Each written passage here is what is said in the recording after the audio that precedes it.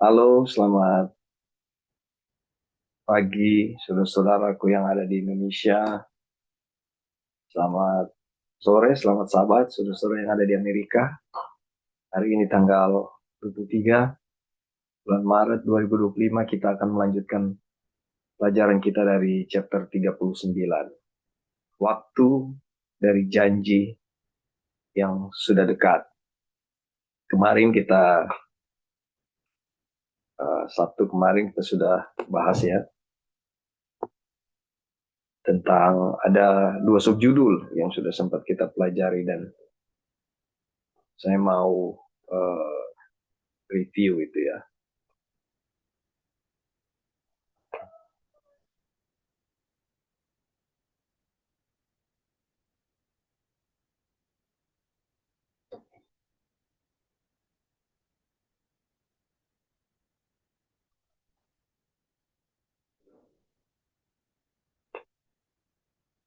Jadi di video sebelumnya juga sudah ada apa namanya? Sudah ada pembahasan tentang jangka waktu yang panjang. Jadi berseri. Jadi kita masuk di sini. Mudah-mudahan ini pertemuan terakhir untuk chapter 39 ya. Oke, waktu yang diberikan untuk orang Yahudi ini sudah kita pelajari kemarin. Jadi ada dua judul. Sabtu kemarin kita review sedikit. Kita sudah sempat membahas tentang masa yang diberikan untuk orang Yahudi ini ya. Tadi saya baca ya. Uh, di sini dibilang marilah kita perhatikan sejenak periode 490 tahun yang dikhususkan untuk bangsa Yahudi. 490 ya. Nah, apakah itu adalah masa di mana Allah akan bersikap pilih kasih, di mana ia tidak memperhatikan keselamatan orang-orang lain?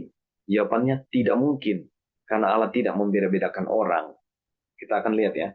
Ini hanyalah sebuah bukti dari kesabaran Allah di mana ia akan menunggu selama bertahun-tahun bagi bangsa Israel untuk memberi mereka kesempatan untuk menerima panggilan agung sebagai imam-imam Allah, untuk memberitakan janjinya kepada dunia. Tetapi mereka tidak mau.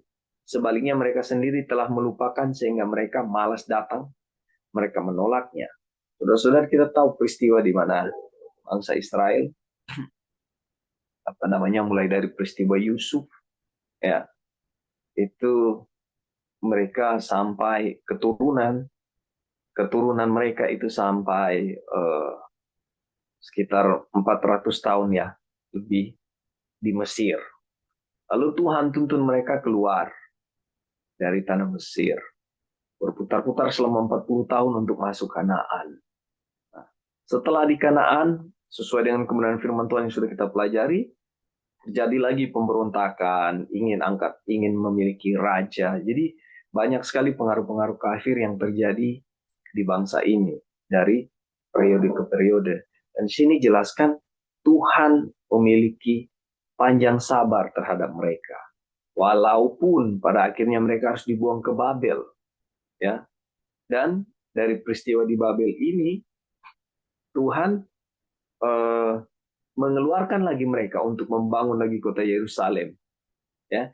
Jadi diminta oleh Raja Artasasta ya itu untuk apa namanya di tahun pemerintahan Artasasta itu ya keluar lagi datang membangun eh, Yerusalem dan istilahnya ini adalah kesempatan lagi ya. Di sini kita lihat sesuai kutipan yang kita baca kesabaran Tuhan ya. Ini hanyalah sebuah bukti dari kesabaran Tuhan di mana ia akan menunggu selama bertahun-tahun bagi bangsa Israel untuk memberi mereka kesempatan untuk menerima panggilan agung sebagai imam-imam Allah. Jadi bangsa Israel dipanggil untuk menjadi sebagai imam-imam Allah untuk memberitakan janjinya kepada dunia. Sangat mulia, mereka jadi kayak khusus sekali.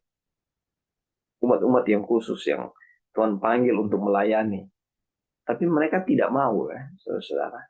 Oke, dari review ini mungkin ada yang mau ditambahkan, Brother Lauri? Apa ada yang miss dari saya? Silakan.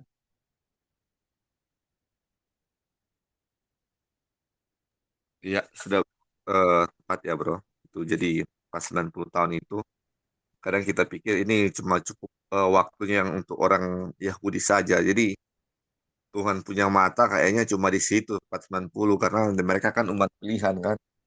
Ya, Tapi sesungguhnya 490 itu adalah waktu kesabaran Tuhan bagi mereka. Bukan berarti Tuhan tidak memperhatikan orang-orang kafir ya, orang-orang lain, cuman mereka. Tidak seperti itu. Jadi itu sebenarnya Tuhan mau jadikan mereka terang atau imam untuk menjadi sarana atau dia punya alat ya untuk memberitakan Injil ke seluruh dunia. Tetapi mereka menolak selama 490 tahun itu kesempatan mereka. Akhirnya mereka tidak menjadi umat pilihan lagi ya. Jadi secara pribadi bukan sebagai bangsa lagi. Ya, iya. itu aja. Terima kasih tambahannya. Oke, kita lanjut di sini kutipan berikut review ya. Jadi dari semula menjadi pusat kerajaan Israel, lalu kerajaan universal kelima yang dan terakhir, tidak lagi memiliki tempat yang istimewa di dalam janji itu, saudara-saudara. Oleh karena pemberontakan, apa ya namanya, perlawanan-perlawanan. Ya. Tapi di sini dibilang, individu-individu dari bangsa itu dapat diselamatkan dengan mempercayai Injil. Ya, jadi perhitungannya secara bangsa, secara keseluruhan, tapi individu-individu ya atau personal-personal atau jiwa-jiwa dalam situ yang uh, mempercayai Injil dikatakan bisa diselamatkan, sama seperti orang-orang lain. Tapi hanya itu saja, ya. Nah, bait suci yang sunyi dengan tabir yang robek mengungkapkan fakta bahwa kemuliaan Allah tidak lagi berdiam di dalam tempat yang maha kudus, adalah simbol dari kedudukan umat itu dalam hubungannya dengan perjanjian. Kalau tidak salah, ini peristiwa bait suci sobek ini waktu Stefanus dilempar batu ya. Kalau nggak salah. Tolong saya dikoreksi ya. Dan apa namanya, penolakan ya dikunci tahun 34 itu Stefanus dilempar batu. Penolakan itu terakhir sampai di situ ya. Dan setelah itu dari tahun 34 ada peristiwa di mana Yerusalem dihancurkan, ya, keruntuhan Yerusalem. Dan itu semua air mata Yesus waktu dia dieluk-elukan di apa namanya di Yerusalem. Ketika dia meneteskan air mata, dia melihat ya tahun-tahun ke depan apa yang akan terjadi dengan bangsa ini. Sebagai individu mereka mungkin dicangkokkan ke dalam pohon zaitun yang baik, sama seperti bangsa-bangsa kafir, dan dengan demikian menjadi Israel. Tetapi kedudukan mereka sebagai pemimpin, sebagai guru rohani bagi dunia, telah lenyap untuk selama-lamanya. Karena mereka tidak menghargainya. Jadi Tuhan punya rencana untuk menjadikan mereka imam yang akan melayani Tuhan, menyampaikan kebenarannya kepada seluruh dunia. Ya, tugas itu sudah diambil, sudah tidak jadi lagi milik mereka. Ya, istilahnya kalau mereka diberikan mahkota, itu mahkotanya sudah dicabut, sudah dilepas.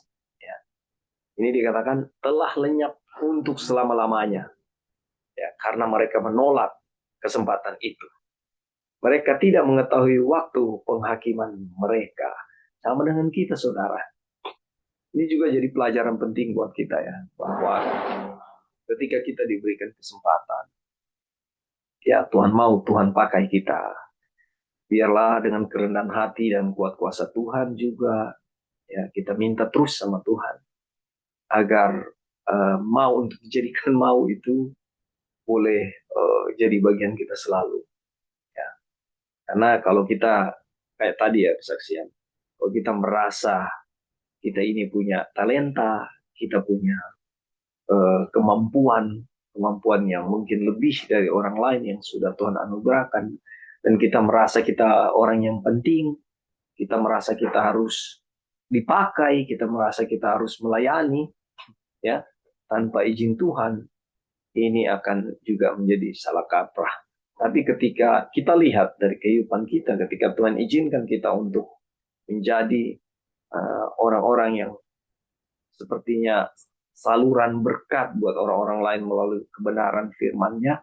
Biarlah itu berjalan dengan kerendahan hati dan sesuai dengan tuntunan Tuhan. Ya, tidak juga kita harus menyuguh-nyuguhkan diri kita. Oh Tuhan, saya mau melayani. Tidak seperti itu ya. Ketika Tuhan kasih izinkan, ada kesempatan, biarlah itu berjalan dengan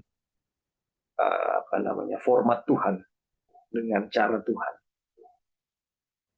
Bangsa Israel mengalami hal ini, Tuhan berikan kesempatan berkali-kali, ya, berulang-ulang kesempatan ini diberikan. Tapi yang terjadi penolakan, penolakan, dan penolakan.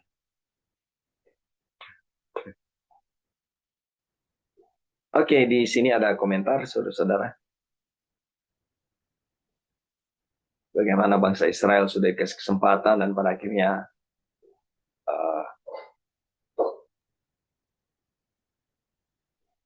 sudah dicabut dari mereka. Kalau mari kita lanjut. Ada? Silakan. Enggak ya?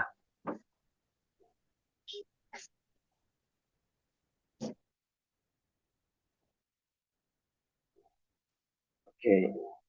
Zaman orang kafir. Ini subjudul kedua yang sudah dipelajari kemarin. Yerusalem dihancurkan dan penduduknya diangkut ke pembuangan ke Babel. Nah, karena penolakan mereka ya terhadap firman Tuhan yang disampaikan oleh para nabinya. Namun kota itu dipulihkan dan orang-orang diizinkan untuk kembali bukan sebagai renungan, tetapi sebagai pengenapan janji Tuhan yang dibuat sebelum pembuangan. Jadi sudah ada janji yang Tuhan berikan, mereka dibuang, lalu kota Yerusalem dipulihkan, mereka kembali lagi, ya.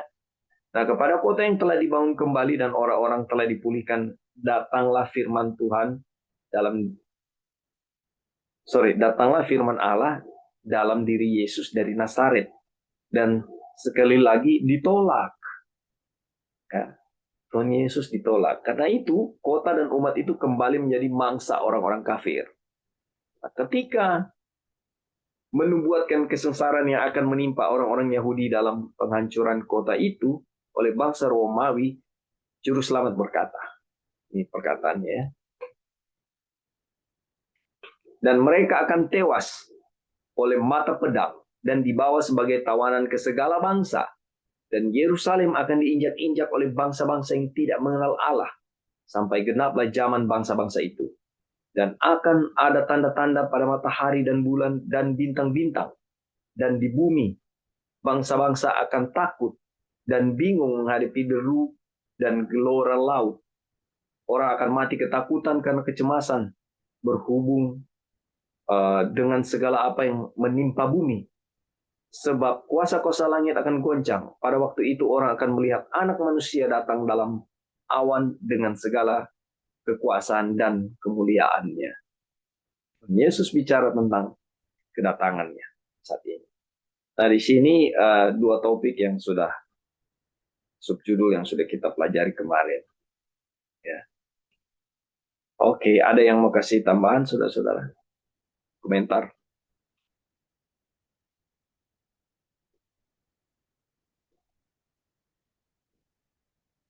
Oke, kalau belum, baiklah kita lanjut ya. Kita masuk di pembahasan hari ini. Kemarin bagus sekali, Brother Lauri menggunakan bagan nubuatan timeline-nya. Jelas ya, kita lihat dari peristiwa-peristiwa sampai masa 1000 tahun dan Tuhan dan umat-umat ada di surga, lalu manusia menduduki bumi yang baru lagi, atau dan jelas ada 7 kutub, ada peristiwa Stefanus dilempar batu, Yesus tahun 27 diurapi untuk pelayanan public ministry-nya dia. Jadi jelas di situ, nanti ada di video sebelum ini ya. Oke, ini subjudul yang kita mulai saat ini, kedatangan Tuhan.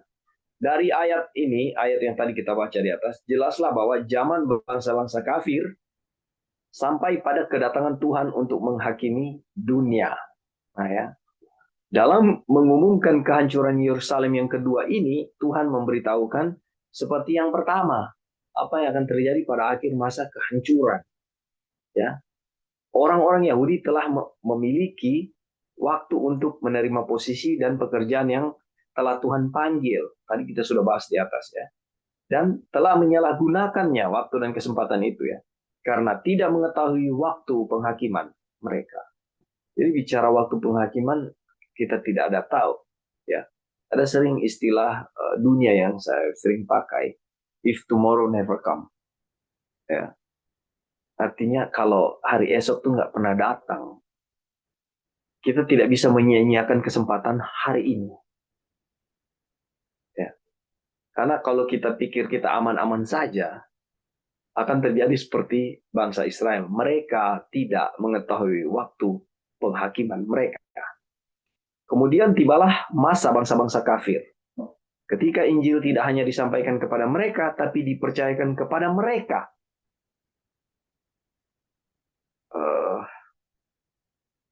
Saya ingat ayat, tolong saya diingatkan ya.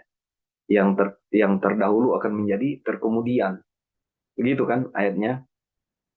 Jadi yang dulunya bukan apa-apa, dianggap kafir, justru mereka jadi orang-orang yang tonggak-tonggak Injil yang menyampaikan kebenaran itu kepada dunia. Ya. Orang-orang bukan Yahudi terdiri dari semua bangsa, sehingga berakhirnya zaman mereka haruslah merupakan akhir dunia. Itulah kedatangan Tuhan untuk membalaskan kepada setiap orang yang menurut perbuatannya. Saudara, poin yang lain juga saya lihat di sini adalah makanya kita nggak boleh menghakimi.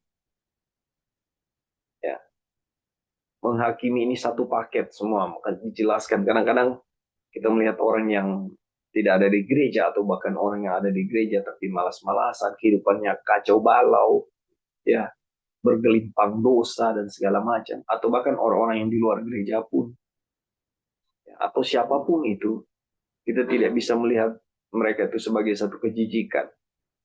Karena ketika Tuhan mau pakai mereka, Tuhan akan pakai.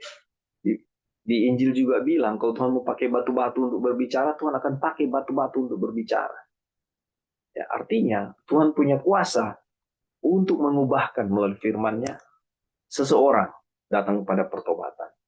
Yang dulunya tidak dianggap akan menjadi orang-orang yang berani membela, bahkan mungkin mati syahid, membela kebenaran Injil. Oke, di subjudul yang kedatangan Tuhan, ada yang mau kasih tambahan saudara-saudara?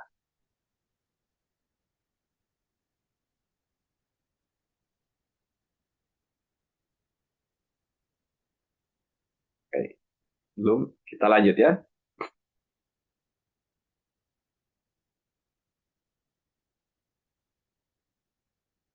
Kegenapan orang kafir.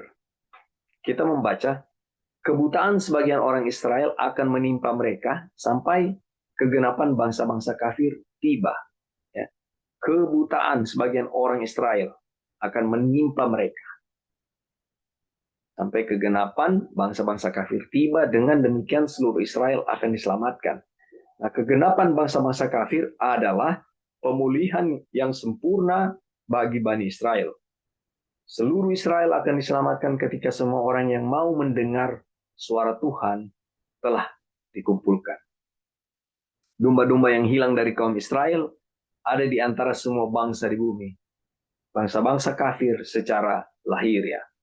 Bangsa-bangsa, dan ketika mereka ditemukan dan dikumpulkan, tidak akan ada lagi kebutuhan untuk memberitakan Injil.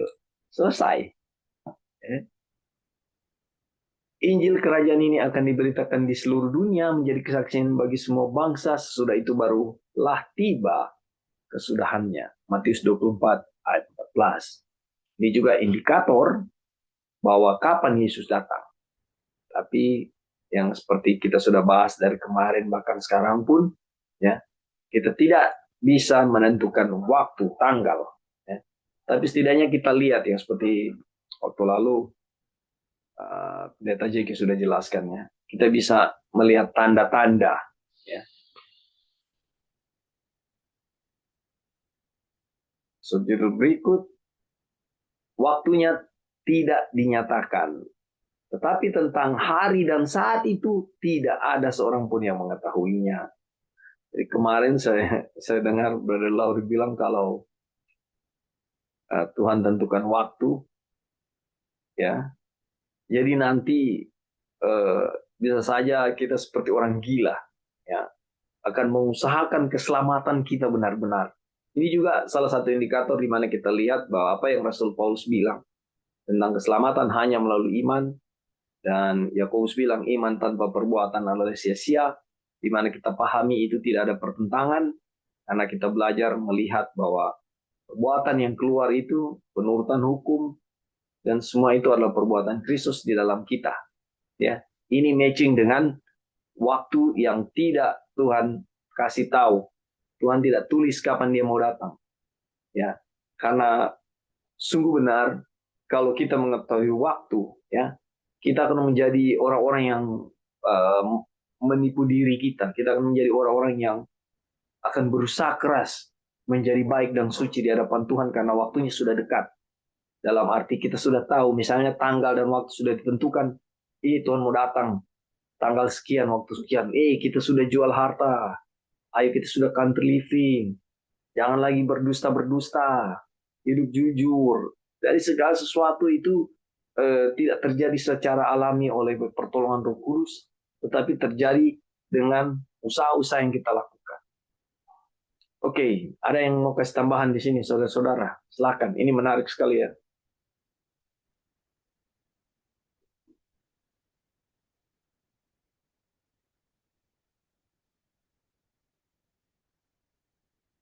Baik, belum ada, kita lanjut. Ini adalah fakta yang menyedihkan bahwa banyak orang di hadapan firman Tuhan ini telah beranggapan bahwa untuk menetapkan tanggal kedatangan Tuhan, sudah kita bahas kemarin ya. Setiap upaya semacam itu adalah sia-sia dan jahat. Jadi jangan coba-coba saudara, tidak perlu dan tidak penting itu. Kita hitung-hitung waktu. Ya, ada orang yang saya kenal, dia bilang tahun 2033 Tuhan datang. Periode terpanjang yang disebutkan dalam nubuatan sudah lama berlalu. Dan yang dapat diketahui oleh setiap orang tentang waktu kedatangan Tuhan adalah bahwa kedatangannya sudah dekat, bahkan sudah di ambang pintu. Dan itu sudah cukup untuk mengetahuinya. Selesai sampai di situ, saudara. Ya. Tinggal sisanya kita menjalani dengan iman. Memang benar bahwa beberapa orang telah berpikir untuk menghindari tuduhan, menetapkan waktu kedatangan Tuhan, dengan menetapkan tanggal berakhirnya zaman bangsa-bangsa lain. Tapi itu, seperti yang baru saja kita lihat, adalah hal yang sama. Ya. Selain itu, tidak ada sedikit pun petunjuk di dalam Alkitab tentang berapa lama waktu yang dibutuhkan untuk mengakhiri zaman bangsa-bangsa lain, atau kapan waktu itu dimulai. Oleh karena itu, sama sekali tidak mungkin untuk mengatakan kapan zaman itu akan berakhir. Nah, istilah zaman bangsa-bangsa lain hanya muncul satu kali di dalam Alkitab, yaitu dalam Lukas 21-24. Lukas 21 ayat 24 maksudnya. Dan yang kita pelajari di sana adalah bahwa zaman itu akan berakhir pada saat kedatangan Tuhan. Tetapi pada waktu yang tidak kamu sangka-sangka. Di poin di sini mau bilang penetapan waktu ya. Tidak ada Tuhan mention itu. Ada yang perlu ditambahkan di sini, saudara-saudara? Waktu Halo yang bro. tidak dinyatakan. Ya, silakan, brother. Jadi ini tentang prediksi-prediksi ini, waktu-waktu ini. Saya ingat dengan ada yang namanya eh Jeff Pipinger ya. Nggak tahu ya kalau masih ada sampai sekarang. Sudah tidak ada dia, Tapi bro. dulu sudah ada. Ya, hilang. Jadi jadi dulu kan ada PBM, Prediction Before Midnight, Ya, jadi ada waktu-waktu nubuatan untuk orang Advent. untuk orang apa namanya yang not Advent. Jadi yang Advent tahun 2021 ketika eh, WTC runtuh itu pintu Hmm. untuk Advent sudah runtuh. Jadi Kalau Babel sudah sudah rubuh. roboh ya, iya. Jadi banyak prediksi-prediksi seperti itu. Jadi ada prediksi berarti sudah tahun ini mereka sudah Advent sudah tutup pintu, artinya sudah selesai ya. Baru ada nanti dia punya waktu-waktu lain lagi ya. Jadi habis itu Trump last presiden, banyak sekali seperti itu. Dan ini luar biasa ya dia punya Pelajaran. eh, sejarah. Jadi menegaskan bahwa tidak ada seperti itu yang ada waktu-waktu seperti itu. Menetapkan seperti itu. Makanya ini Wagoner bilang setiap upaya semacam itu adalah sia-sia dan jahat. Ini vain and wicked. Ini vain and wicked. Ini jahat ya seperti itu. Banyak orang juga yang ikut ya dan terpedaya oleh hal tersebut. Makanya apa namanya eh, dia dia punya apa namanya dia punya kesetiaan itu atau mau berpertobatan itu adalah hal yang tergesa-gesa dan bukan dari hati tetapi dari ketakutan akan hal tersebut sudah dekat belum bikin ini belum bikin itu harus ini aduh sudah Tuhan sudah mau datang saya belum counter living jadi stres ini stres sekali karena Tuhan sudah mau datang kita belum bikin sesuatu untuk persiapan ya. Jadi seolah-olah persiapan itu dari kita sendiri, kekuatan kita sendiri, dan itulah ya yang terjadi. Nah, makanya puji Tuhan untuk pelajaran ini ya. Ya, terima kasih brother. Terima kasih, brother.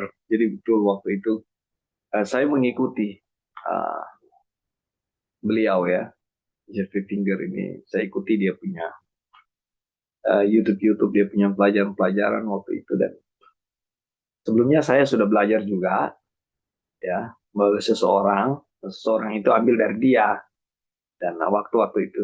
Tapi saya langsung ke dianya, ke sumbernya saya lihat ya, saudara. eh, saya sudah minta ampun sama Tuhan karena waktu itu saya menghakimi Jeffrey Finger.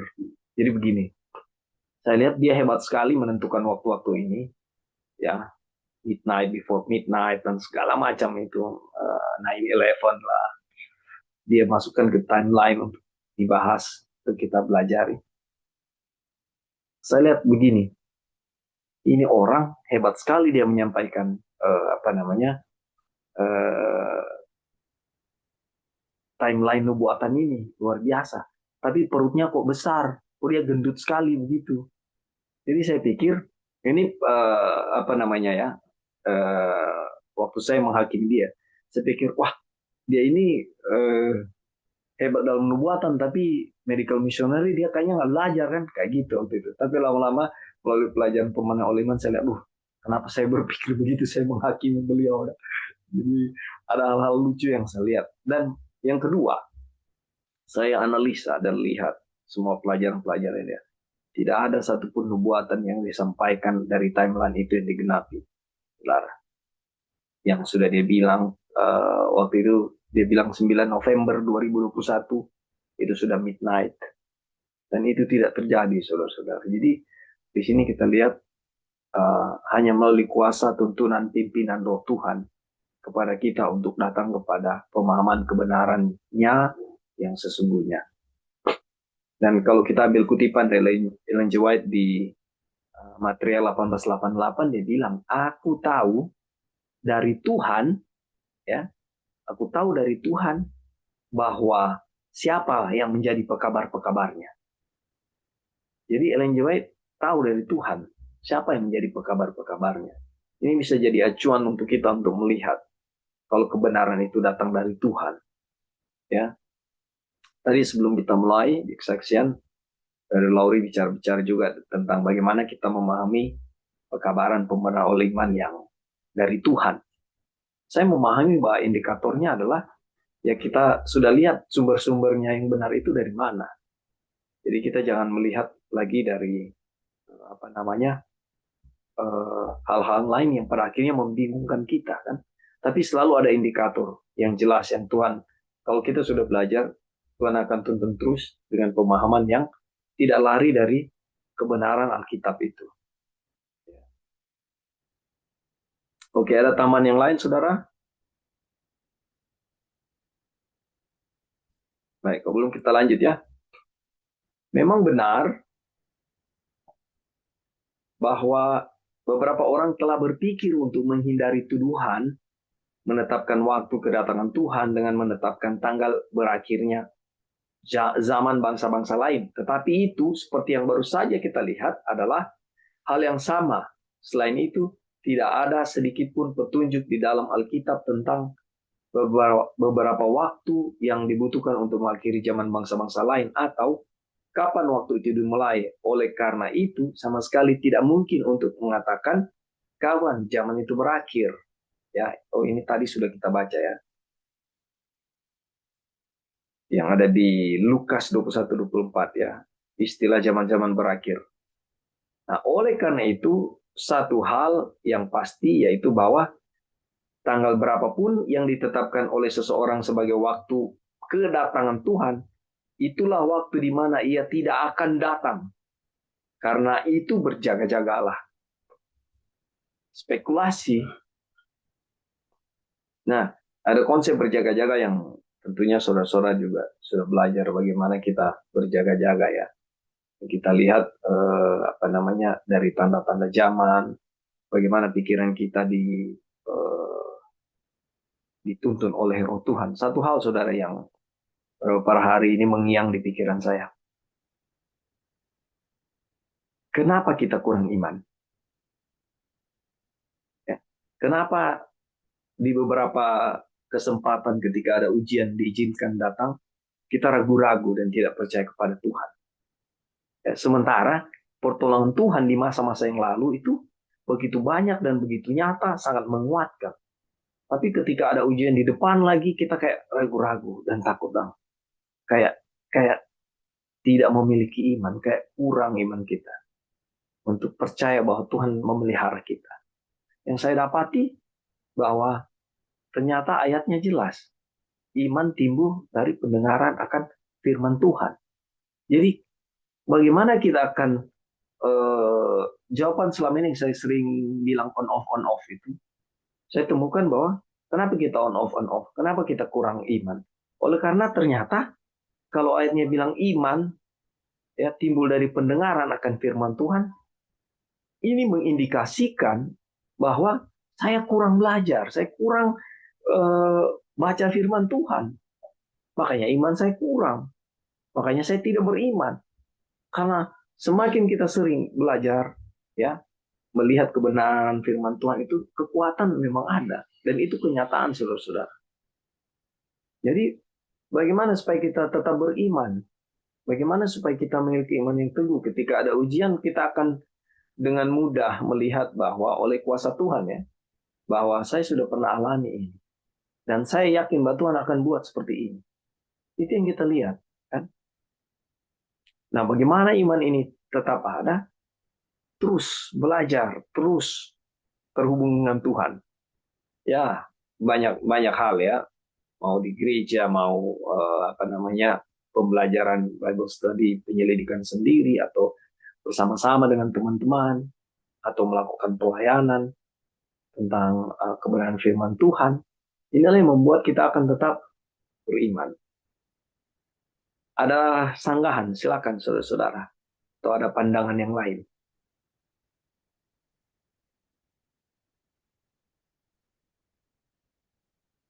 Kalau Pak, Ya, silakan. bisa dengar? Bisa. Oke. Jadi yang kita lihat, kenapa itu ada prediksi-prediksi atau orang-orang yang menentukan tanggal itu. Dan kita sudah belajar ya, iman itu adalah mendengarkan firman Tuhan. Jadi yang kita lihat di situ, kenapa banyak orang ikut-ikutan, itu karena mereka mendengarkan firman Tuhan dan firman manusia at the same time gitu. Jadi untuk manusia bikin prediksi-prediksi itu kan yang kemarin kita bilang ya, kayak false excitement begitu. Jadi pas mereka rasa excited begitu, nah disitulah apa ya istilahnya, wah ini kita nggak pernah dapat dari lain, ini kita hanya dapat dari sini, dan jadi feel excited begitu gitu. Padahal dari firman Tuhan sendiri sudah dibilang ya, maksudnya sesudah 1844 is time no longer, apa time nggak ada time prophecy lagi gitu. Tuhan datang itu anytime. Dan bukan hanya itu saja. I mean, di saat kita pun meninggal, ya that's it di situ ya, istilahnya kita punya probation sudah ditutup dan udah nggak ada kesempatan lagi untuk kita mau bertobat.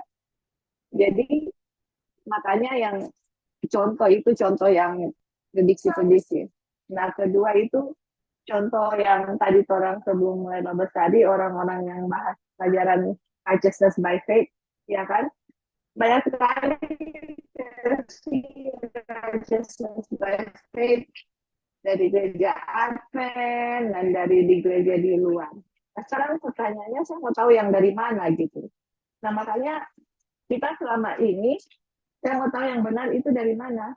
Nah, kita selama ini belajar, makanya kita belajar langsungnya dari buku itu sendiri gitu loh, yang Ellen White bilang. Wagner dengan A.T. Jones, mereka yang kasih pekabaran malaikat righteousness by faith in verity ya, Ellen White sudah bilang.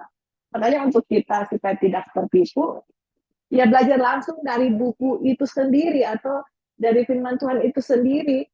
Jadi di saat orang belajar asli, di saat ada palsu datang, bisa langsung bisa bedakan gitu mana yang salah, mana yang benar seperti itu. Jadi salah satu cara untuk supaya tahu yang supaya tidak tertipu yaitu benar-benar mendengar akan firman Tuhan kok tanpa apa ya ikut-ikut orang. Nah kalau kita sudah tahu yang asli, di saat orang bilang sesuatu kita bisa bedakan. Oh ini righteousness by faith yang mereka sudah tambah-tambahin atau ini sudah disalah dipasukan atau karena kita belajar dari asli gitu. Jadi untuk mau belajar juga country living dan segala macam, banyak orang excited tapi nggak baca buku itu sendiri gitu. Nah disitulah kita benar-benar harus baca sendiri apa yang Ellen White bilang dan kemudian kita tahu oh ini yang Tuhan maunya seperti ini gitu dan kita juga membuat decision seperti apa yang Tuhan bilang bukan seperti apa yang orang bilang atau ikut-ikut country living ya udah semua pergi country living buta-buta yang penting sudah nggak di kota seperti yang penting di hutan lah atau di kebun itu namanya country living. Nah apakah seperti itu? Nah itu yang kita yang ingin challenge adalah kita harus baca benar-benar dan ikuti karena faith itu berdasarkan firman Tuhan bukan berdasarkan apa yang orang bilang. Oke, thank you Kak. Baik, terima kasih Sister Joy. Ya, indikator buat saya pribadi, saya melihat bahwa apa yang Sister White bilang, bahwa dua pekabar ini ya adalah utusan Tuhan. Ya, jadi melihat pekabaran pemenang oleh iman, saya hanya melihat dari apa yang Sister White bilang dan dua orang ini. Itu aja sih untuk lihat apa namanya sumber-sumber yang benar. Dan puji Tuhan selama ini kita juga langsung dari bukunya ya. Jadi tidak ada tambahan embel-embel dari sana sini selain dari apa yang kita baca. Baik, terima kasih untuk penekanannya. Oke, kita lanjut. Tidak ada rahasia datang. Dalam hubungan ini tidak salah jika kita memperhatikan fakta bahwa kedatangan Tuhan seperti pencuri pada malam hari hanya berkaitan dengan kedatangannya yang tidak terduga dan bukan pada caranya. Ia akan datang kembali sama seperti ketika ia naik ke surga. Ya. Nah, terangkatlah ia, kisah 1 ayat 9 ya.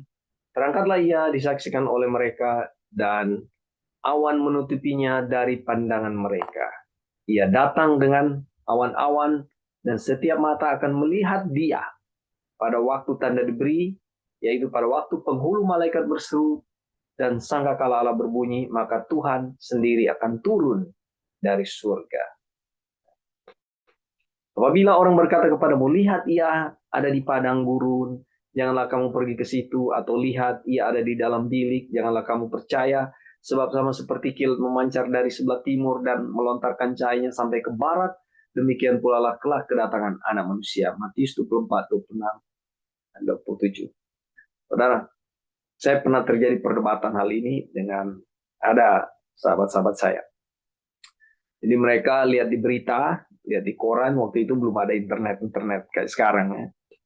Mereka baca di koran bahwa Tuhan Yesus ada di Marak kan waktu itu. Tahun-tahun 80-an itu kelaparan di Ethiopia. Nah, jadi katanya Tuhan Yesus ada turun di Ethiopia. Lalu waktu tidak lama berselang, Tuhan Yesus ada di Pineleng, sini ya. Dan kalau tidak salah di Kota Mobagu, ya, dan ada juga di Blitar, di Jawa. Jadi ada di beberapa tempat Tuhan Yesus itu. Kalau yang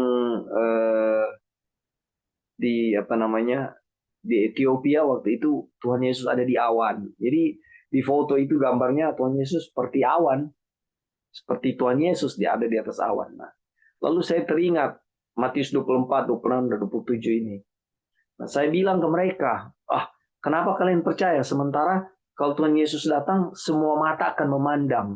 Jadi argumen saya waktu itu, kalau cuma orang Ethiopia yang lihat, ya, lalu kita tidak, berarti itu bukan kebenaran. Saya bilang begitu kan. Mereka bantah, ini beritanya. Jadi mereka patokannya di situ. Dan dari tahun ke tahun itu menjadi ingatan yang sangat kuat dalam pikiran saya untuk teguh di dalam apa yang Injil sampaikan ya. Semua mata akan memandang. Kutipan Rono Buat bilang bahwa sampai orang-orang yang menganiaya Yesus akan melihat. Ya. Dan inilah kebenaran yang bisa kita lihat ya. Memang waktu yang datang di Pineleng itu heboh sekali, saudara-saudara. Bahkan 5 atau 6 tahun lalu ada juga yang datang. Ternyata setelah diselidiki, jadi Yesus itu ada di dinding. Jadi ternyata ada rembesan air dari atap. Ya, dia turun ke dinding itu dan membentuk gambar Tuhan Yesus yang sepertinya lagi duduk di di Taman Getsemani, ada di atas batu, dia lagi berdoa. Tergambar seperti itu, saudara-saudara. Ternyata setelah diselidiki itu tirisan air yang turun di dinding itu. Oke, kita lanjut. Dalam Lukas mengatakan bahwa zaman bangsa-bangsa kafir akan diakhiri dengan kedatangan Tuhan dengan kuasa dan kemuliaan yang besar. Dan bahwa orang-orang akan melihatnya dan akan sangat ketakutan bahkan sampai mati karena kegemparan yang dahsyat di langit dan di bumi sehubungan dengan peristiwa itu. Jadi waktu kedatangan Tuhan kita melihat kuasa kebesarannya itu sungguh benar, bahkan orang-orang berdosa tidak mau melihat itu. Timpalah kami dengan batu. Kayak mau bilang, bunuh saja kami. Karena tidak sanggup melihat cahaya kemuliaan kedatangan Tuhan. Ya. Dan kalau dikatakan di sini, banyak ada yang mati ya, sampai mati. Oke, tidak ada rahasia datang. Ada tambahan saudara-saudara yang perlu ditambahkan?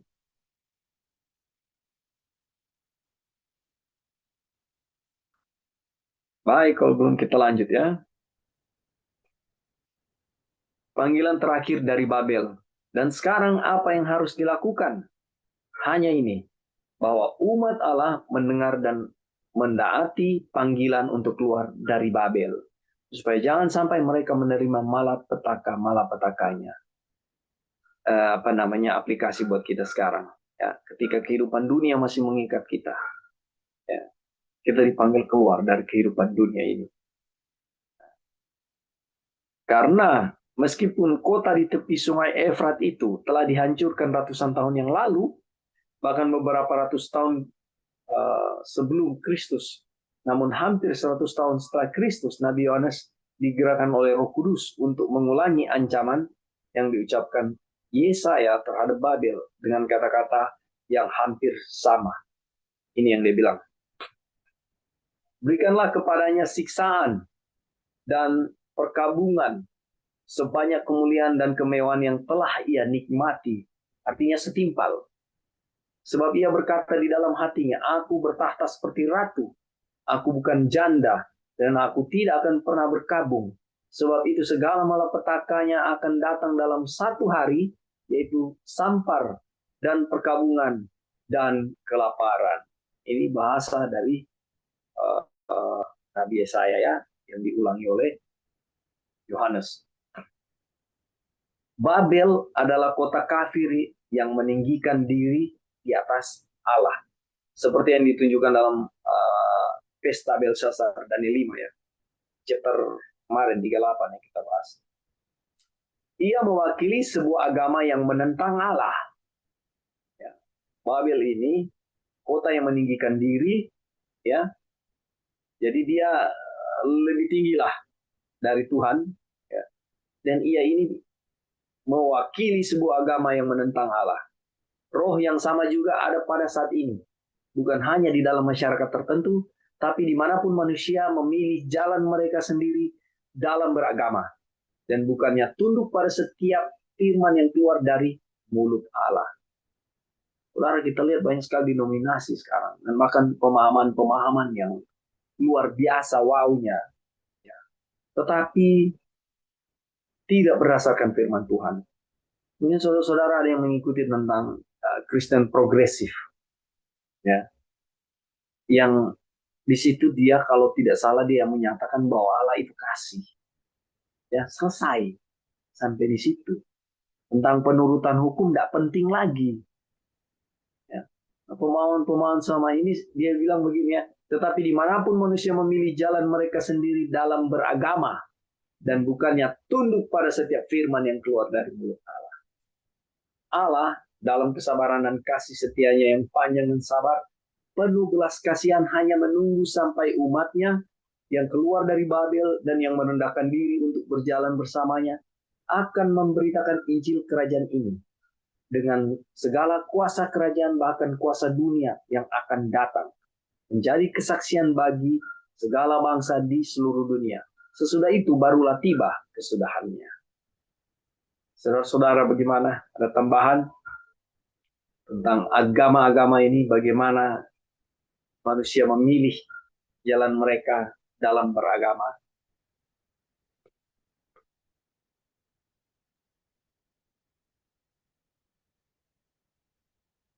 Belum ada ya? Oke. Jelas ya. Akhir itu adalah kehancuran Babel seperti yang dikatakan melalui Yeremia. Tetapi karena Babel pada zaman dahulu adalah sebuah kerajaan universal dan rajanya yang sesungguhnya seperti yang ditunjukkan dalam Yesaya 14 adalah iblis, ilah dunia ini. Maka kehancuran Babel tidak lain adalah penghakiman Allah atas seluruh bumi ketika dia membebaskan umatnya. Sekarang bacalah perkataan yang dinubuatkan oleh Yeremia terhadap semua bangsa ketika ia menubuatkan tentang akhir dari pembuangan di Babel. Perkataannya di bawah ini ya. Tapi sebelum kita datang kepada perkataan ini,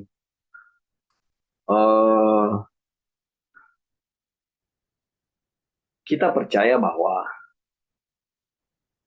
segala kuasa yang ada, apapun itu ya, bentuk keagamaan, bentuk pemerintahan, yang istilahnya kalau kita lihat Indonesia sekarang ya kayak seperti porak-poranda ya, banyak sekali kejanggalan-kejanggalan bahkan membuat rakyat dan masyarakat tidak percaya lagi kepada pemerintahan ya, dan tidak tahu lagi gejolak-gejolak apa yang akan ada di depan ini ya. Dan terkadang satu sisi kita berpikir, Tuhan kenapa tidak hancurkan saja ini kelaliman ini ya, antikris, orang-orang yang menentang Tuhan, kenapa nggak diselesaikan aja? Saudara, kita belajar tentang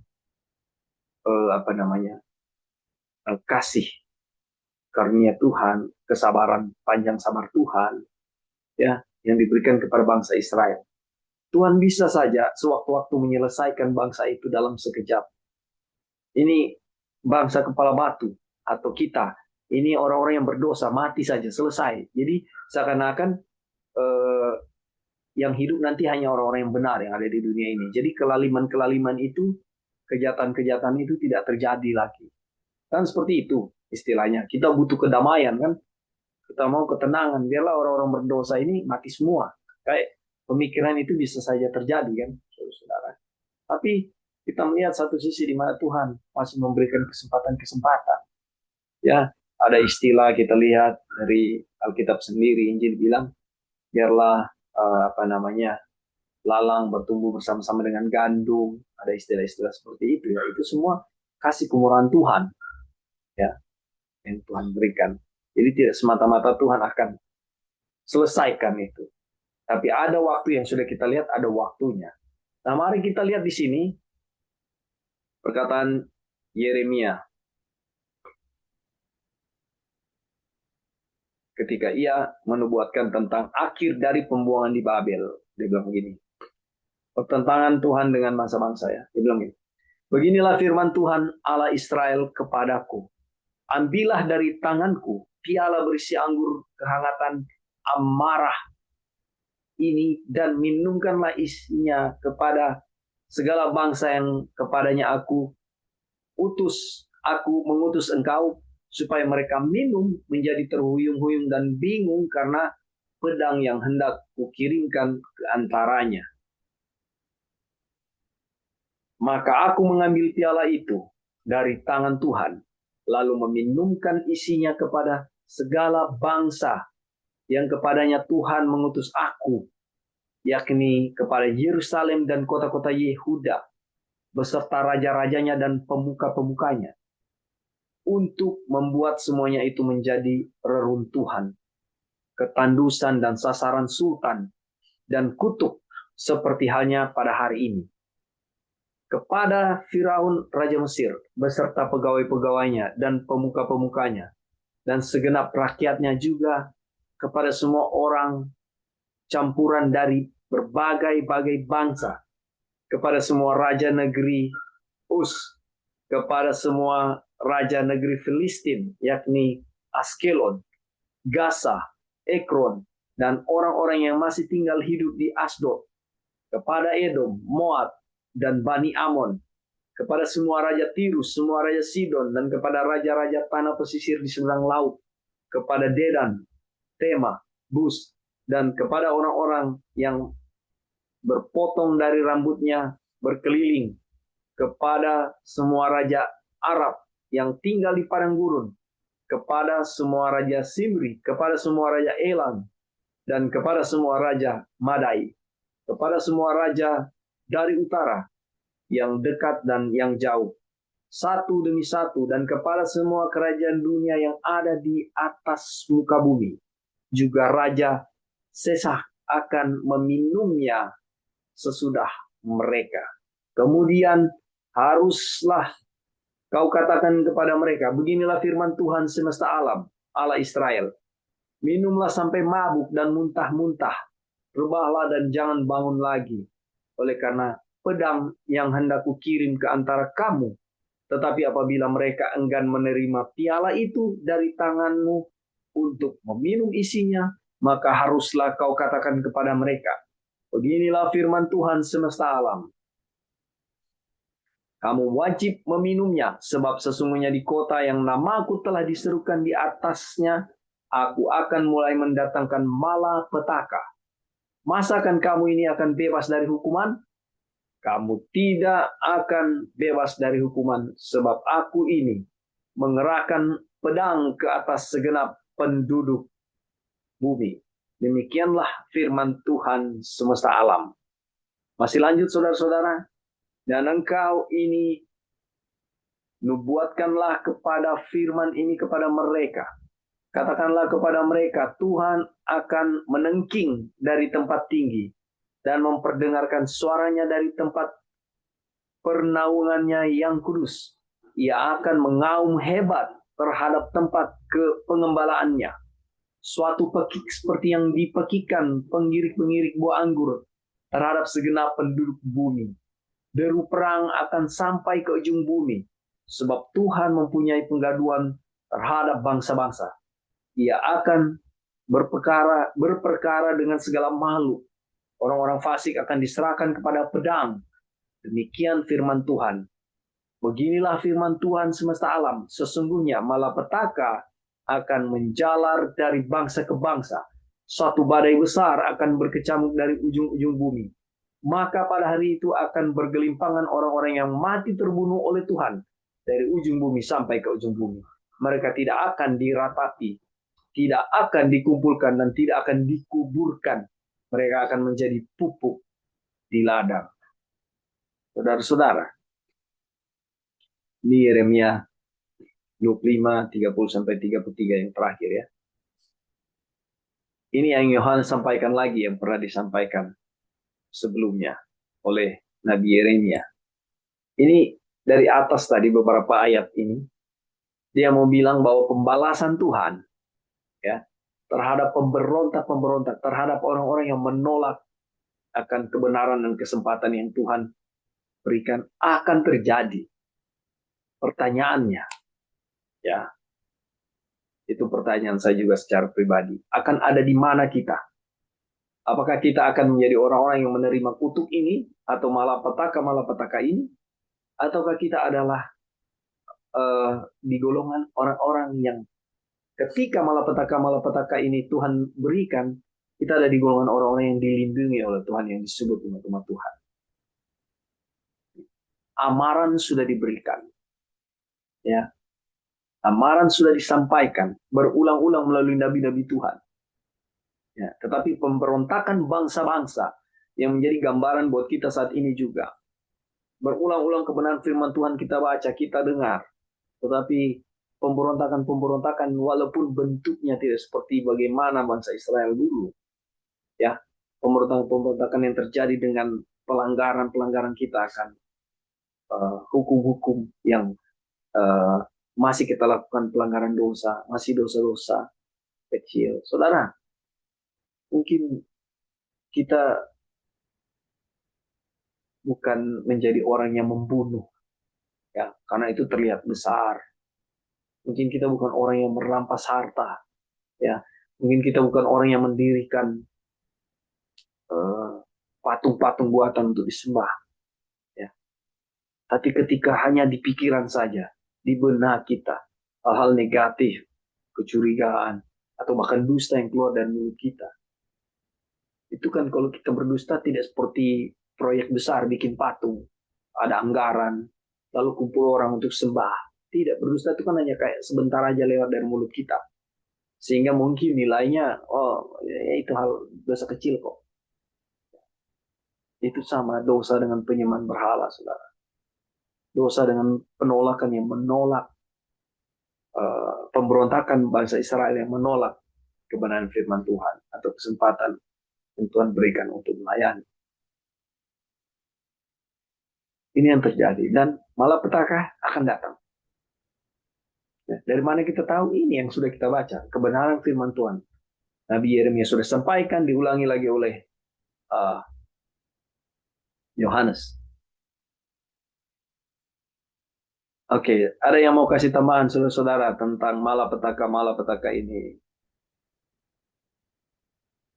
Silakan. Ada yang mau ditekankan?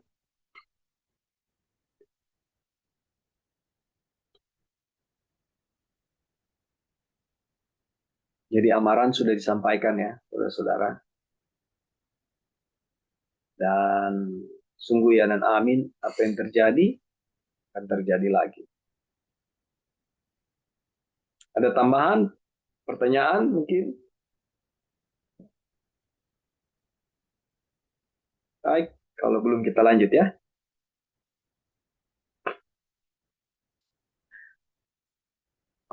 Wagoner bilang, inilah malapetaka yang menakutkan yang membuat semua bangsa di bumi bergegas ya, untuk pertempuran besar itu Mereka semua mempersenjatai diri.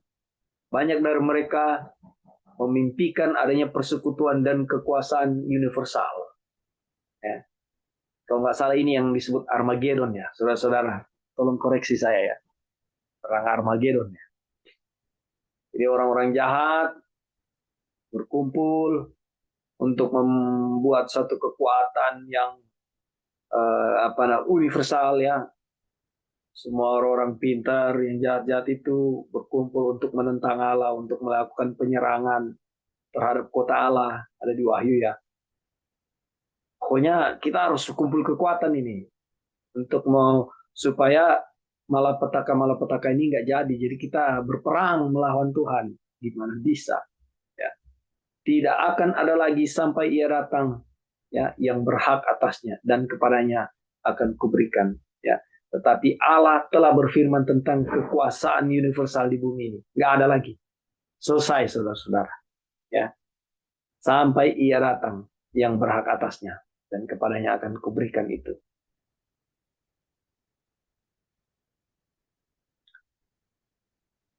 Semua mimpi tentang perdamaian dunia ditakdirkan untuk lenyap dalam asap peperangan. Makanya waktu kita baca-baca Injil, saya lihat bahwa ada orang bicara damai sana, damai sini, which is sebenarnya tidak ada kedamaian ya, tidak akan ada.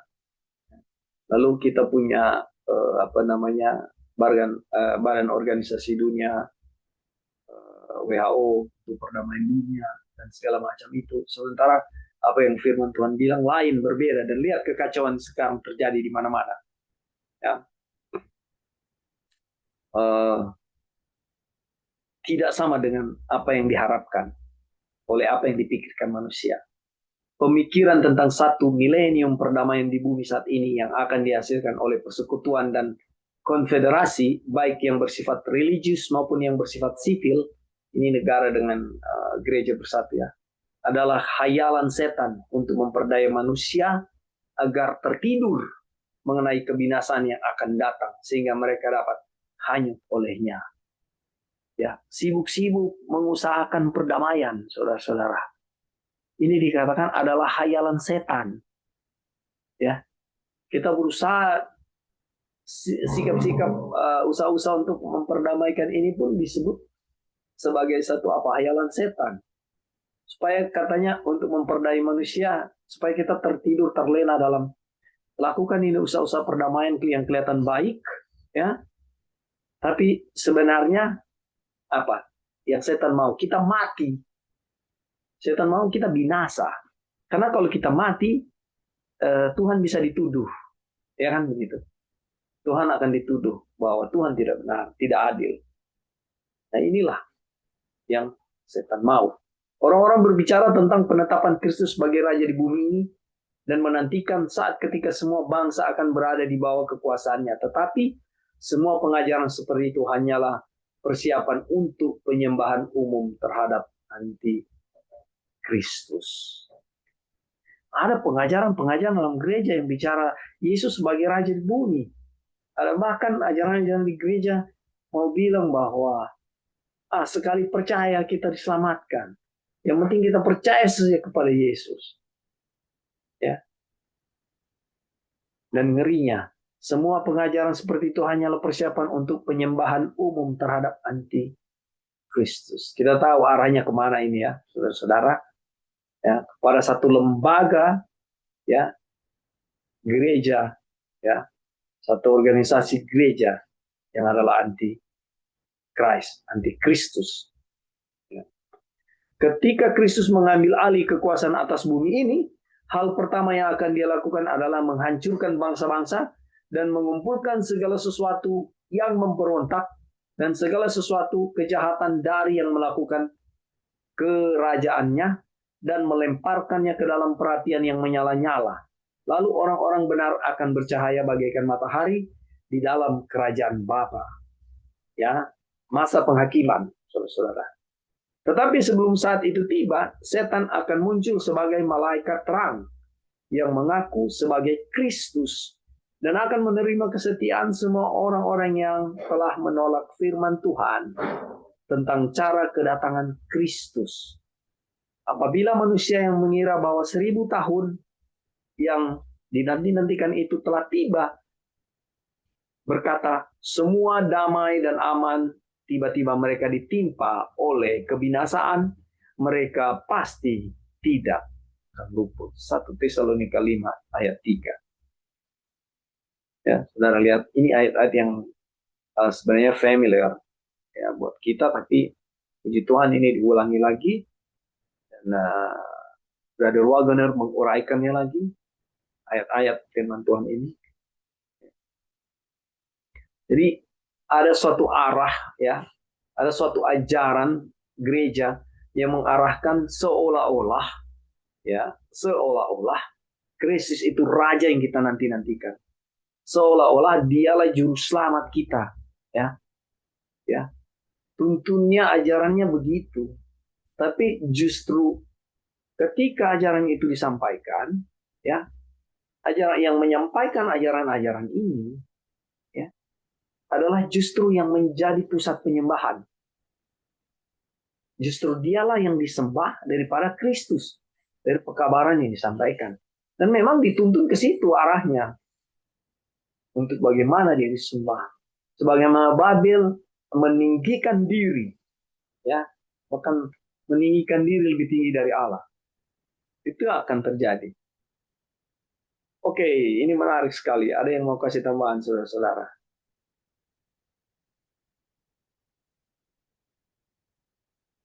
Ada masukannya?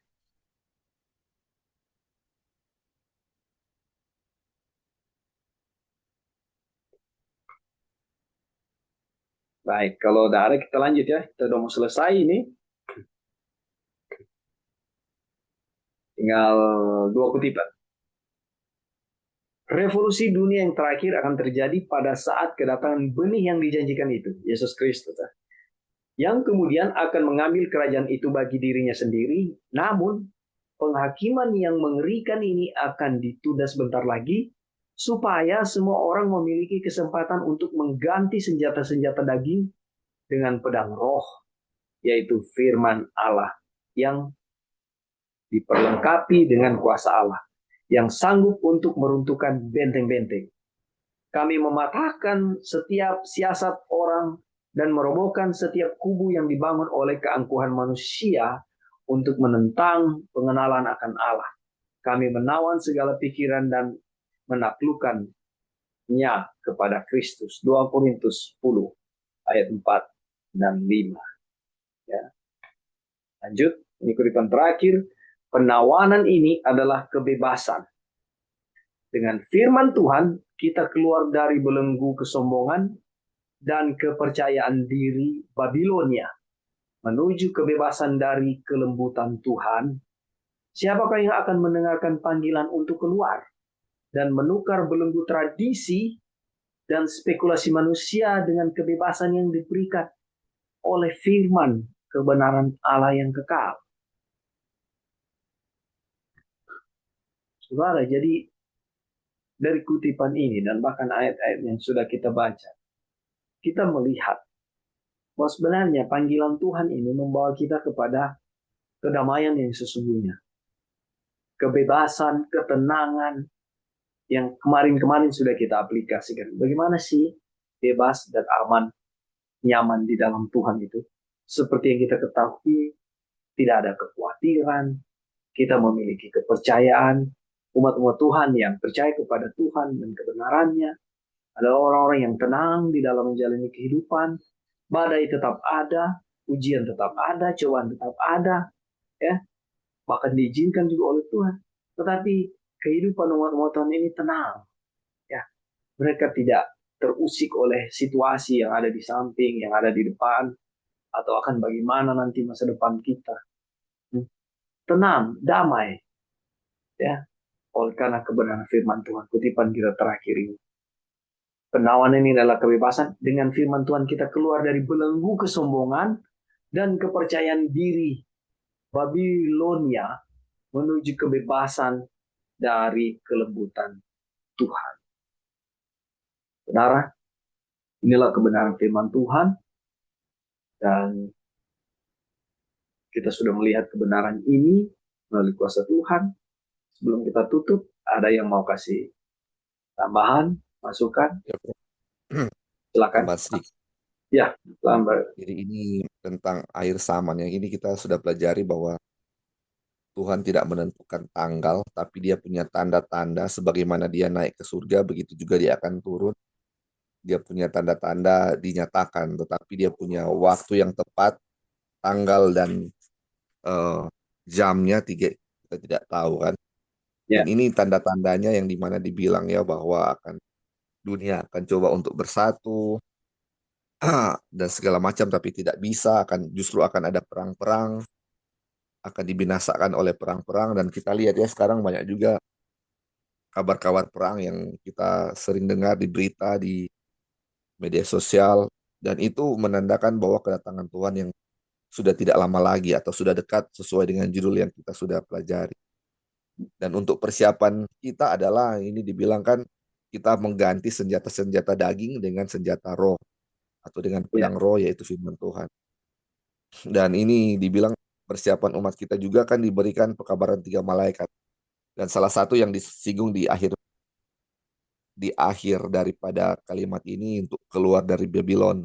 Kepercayaan eh, dengan firman Tuhan kita keluar dari belenggu kesombongan dan kepercayaan diri Babylon menuju kebebasan dari kelembutan Tuhan. Jadi ini pekabaran malaikat ketiga kan, ini keluar, yang kedua ini adalah keluar dari Babylon atau keluar dari kesombongan kita. Ini jadi pelajaran. Jadi dan tentu saja pekabaran malaikat ketiga yang sudah kita pelajari, sedang kita pelajari tentang ini ya.